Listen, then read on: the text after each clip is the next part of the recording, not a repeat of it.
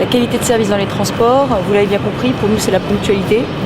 les trains qui arrivent à l'heure, et c'est pour ça aussi que nous proposons une sanction, c'est-à-dire engagement respecté ou remboursé, un tarif du pass Navigo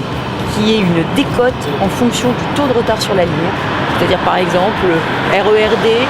10% de retard sur les 6 derniers mois, eh bien on baisse le tarif du pass Navigo de 10%, on a une ristourne parce qu'il n'y a pas eu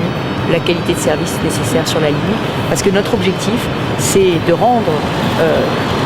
efficace un plan d'urgence qualité de service avec la rénovation des lignes, des aiguillages, de la signalétique, de façon à ce que les trains arrivent à l'heure en Ile-de-France. La qualité de service, ça commence par la sécurité. Et la sécurité, malheureusement, s'est détériorée dans un certain nombre de transports, et notamment la nuit, notamment dans les bus, et dans celui que nous avons pris ce soir particulièrement. Donc, 11% d'augmentation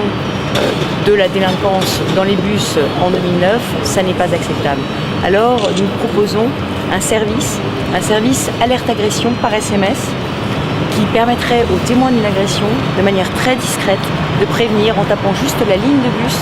et en tapant la station, de prévenir le service régional de la police des transports qui rayonne sur toute Paris, la Petite Couronne et la Grande Couronne et qui pourrait intervenir très rapidement. Il ne s'agit pas d'un service anonyme, il s'agit d'un service identifié puisque les SMS, vous le savez, sont tous identifiés, mais ce serait un service qui permettrait une action très rapide, très efficace et surtout très discrète pour protéger les témoins qui très souvent sont impuissants devant les agressions.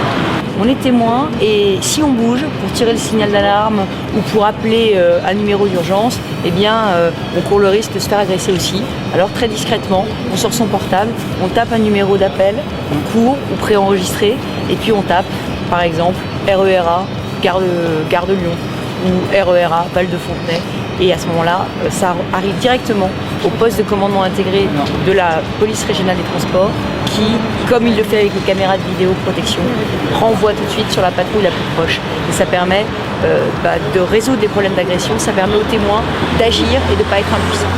Pour changer l'Île-de-France, les 14 et 21 mars, votez Valérie Pécresse. Retrouvez toute l'actu de la campagne sur www.pécresse-france.fr. Le débat continue sur idfort.fr.